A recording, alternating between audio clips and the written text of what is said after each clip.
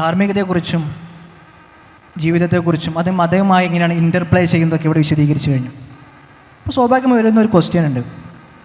നമ്മൾ ദൈനംദിന ജീവിതത്തിൽ ലോകരാഷ്ട്രങ്ങളിലൊക്കെ മൂല്യവത്തായി ജീവിക്കുന്ന, ധാർമ്മികരായി ജീവിക്കുന്ന ഒരുപാട് ആളുകളുണ്ട്.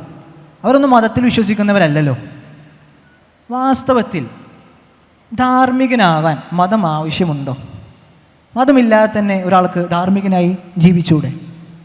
എന്താണ് നിങ്ങൾക്ക് കമൻറ്റ് ചെയ്യാനുള്ളത്?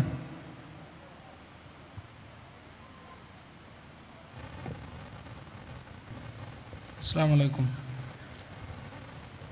ഈ വിഷയവുമായി സംസാരിക്കുമ്പോൾ വളരെ സജീവമായി ഉയർന്നു കേൾക്കുന്ന ഒരു ചോദ്യത്തിന് മറുപടി പറയാൻ ശ്രമിക്കുമ്പോൾ മതം അപ്രസക്തമാണെന്ന് കാണിക്കാനുള്ള ഒരു ഉദ്യമമായിട്ടാണിത് പലപ്പോഴും നമുക്ക് ഉദിക്കുക. മതമില്ലാതെയും ധാർമ്മികനായി ജീവിക്കാമെന്ന് പറയുമ്പോൾ മതം അപ്രസക്തമാണെന്ന് പറയുകയാണ് പരമപ്രധാനമായൊരു ലക്ഷ്യം. പക്ഷേ ആ ചോദ്യത്തിന് രണ്ട് തലമുണ്ടെന്നാണ് ഞാൻ മനസ്സിലാക്കുന്നത്. ഒന്ന്, മതം വേണോ ധാർമ്മികതയ്ക്ക് എന്ന് പറയുമ്പോൾ മതത്തിൻ്റെ പ്രസക്തി എന്നതുപോലെ ധാർമ്മികൻ അല്ലെങ്കിൽ ധാർമ്മികത എന്നതുകൊണ്ട് ഈ ചോദ്യം ഉന്നയിക്കുന്നവർ എന്താണ് ആലോചിക്കുന്നത് എന്നതും ഇതിൽ പ്രധാനമാണ്. കാരണം നേരത്തെ ഫസ്റ്റ് നമ്മൾ സംസാരിച്ച് കേട്ടത് മുഴുവൻ വ്യത്യസ്ത മോറൽ തിയറികളെ പറ്റി വിശദമായി അവർ സംസാരിച്ചു.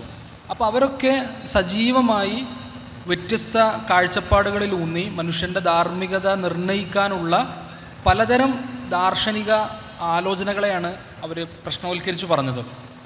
അപ്പോൾ എല്ലാ കാലത്തും ധാർമ്മികൻ അല്ലെങ്കിൽ ധാർമ്മികത എന്താണ് എന്ന് കൃത്യപ്പെടുത്താൻ, അതിനെ നിർണയിച്ച് നിർവചിച്ച് കാണിക്കാൻ പരാജയപ്പെടുന്നു എന്ന് വരുമ്പോൾ എന്തിനാണ് ഈ ധാർമ്മികൻ എന്ന് പറയുന്നത് എന്നൊരു ചോദ്യം അവിടെ ഉണ്ട്. ഇപ്പോൾ 2022 ഫ്രാൻസിൽ നിന്ന് വളരെ ശ്രദ്ധേയമായൊരു വാർത്ത നമ്മൾ കേട്ടു.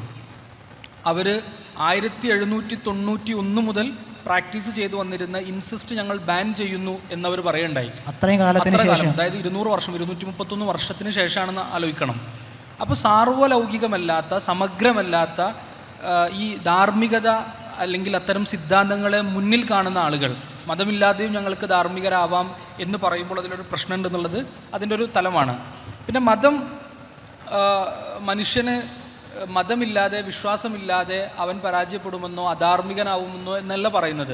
വളരെ സജീവമായി ഇസ്ലാമിക വിശ്വാസ സംഹിതകളെ നമ്മൾ അപഗ്രഥിക്കുമ്പോൾ മനുഷ്യൻ്റെ ശുദ്ധ പ്രകൃതത്തെപ്പറ്റി, നിലനിന്നു പോരുന്ന മാനവിക മൂല്യങ്ങളെ പറ്റിയിട്ടൊക്കെ നമുക്ക് ധാരാളം കാണാൻ പറ്റും. കുല്ലു മൗലൂദിൻ യുലദു അലൽ ഫിത്ര എന്നതുപോലെ, ബുഇസ്തുലി ഉതമ്മിമ മകാരിമൽ അഖ്ലാഖ് എന്ന് പറയുന്നത് പോലെ നൈതിക മൂല്യങ്ങളെ, മനുഷ്യൻ്റെ സ്വാഭാവികമായ സഹജബോധങ്ങളെയൊക്കെ മുന്നിൽ കാണിക്കാൻ, അതിനെ പ്രകാശിപ്പിക്കാനുള്ള സമ്പൂർത്തീകരണമാണ് എൻ്റെ നിയോഗമെന്ന് പ്രവാചകനൊക്കെ പറഞ്ഞത് കാണാൻ പറ്റും. പിന്നെ സഹജമായി മനുഷ്യന് നന്മ ചെയ്യാൻ പറ്റുന്നതുപോലെ തിന്മ ചെയ്യാനും സഹജമായ ഒരു ബോധ്യമുണ്ടാകും. അതിനെ നിയന്ത്രിക്കാൻ അപ്പോൾ ഒരു കൃത്യമായ മോറൽ കോഡ് വേണം, നമ്മൾ പറയുന്ന മതം വേണം എന്നത് പ്രസക്തമാവുകയും ചെയ്യും. എന്താണ് യാസീൻ വാഫി, ധാർമ്മികനാവാൻ മതം വേണം? സത്യത്തിൽ ഞാൻ ഇതിനെ ഒരു ലളിതമായി പറഞ്ഞാൽ, eating the apple by cutting the trees നമ്മൾ പറയും.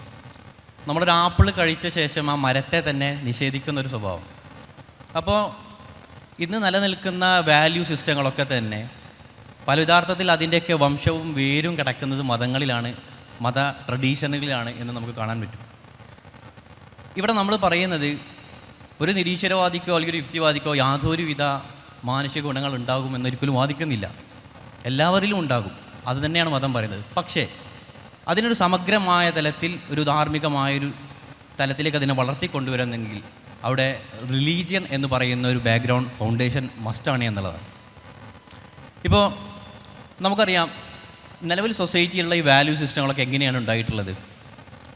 കല, സാഹിത്യം, വിദ്യാഭ്യാസം, ഇങ്ങനെ വ്യത്യസ്തമായ സമൂഹത്തിൻ്റെ ജ്ഞാന തലങ്ങളുടെയാണ് ഈ മോറൽ വാല്യൂസും സിസ്റ്റങ്ങളൊക്കെ തന്നെ കൈമാറി വന്നിട്ടുള്ളത്. അതായത് ഇതിൻ്റെയൊക്കെ ഒരു ബേസ് എവിടെ നിന്നാണ് എന്നാണ് നമ്മൾ ആലോചിക്കുന്നത്.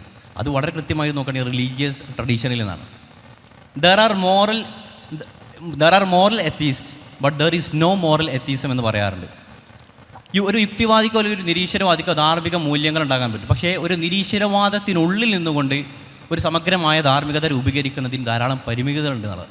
ആ ഒരു ഫിലോസഫിക്ക്, ആ ഒരു വേൾഡ് വ്യൂക്ക് ഒരിക്കലും തന്നെ മനുഷ്യൻ്റെ സകലമായ തലങ്ങളെയും വളരെ സമ്പൂർണ്ണമായ നീതിയുക്തമായ ഒരു ധാർമ്മികതയെ സമ്മാനിക്കാനുള്ള ഒരു ശേഷി അതിനില്ല എന്നാണ് നമുക്ക് കാണാൻ സാധിക്കുക. ഇപ്പോൾ നമുക്ക് തന്നെ അറിയാം, കേരളത്തിലെ സ്വതന്ത്രർക്ക് വലിയ അർത്ഥത്തിൽ പ്രഘോഷിക്കാറുള്ളതാണ് കോൺസ്റ്റിറ്റ്യൂഷണൽ മൊറാലിറ്റി എന്ന് പറയുന്നത്, ഭരണഘടനാപരമായുള്ള ധാർമ്മിക മൂല്യങ്ങൾ. സെമിറ്റിക് റിലീജിയൻസിന് അക്കാദമിഷ്യൻസൊക്കെ പറഞ്ഞത് എന്താണ്? നമ്മുടെ ഭരണഘടനാ മൂല്യങ്ങളൊക്കെ തന്നെ അതിൻ്റെ ബേസ് കിടക്കുന്നത് സെമിറ്റിക് റിലീജിയൻസിലാണെന്നുള്ളത്. അപ്പോൾ ചുരുക്കത്തിൽ മതത്തെ മാറ്റി നിർത്തിക്കൊണ്ട് ഒരിക്കലും തന്നെ ധാർമ്മികതയെക്കുറിച്ച് ആലോചിക്കുക എന്നുള്ളത് തന്നെ പ്രായോഗികമല്ല എന്നുള്ളത്. അപ്പോൾ മതങ്ങളിലൂന്നിയാണ് ധാർമ്മികത മനസ്സിലാക്കപ്പെട്ടത്. പിന്നെ അതിൻ്റെ ഫലങ്ങൾ ഇപ്പോൾ മറ്റുള്ളവരും അനുഭവിക്കുന്നുണ്ട് എന്ന് സാരം.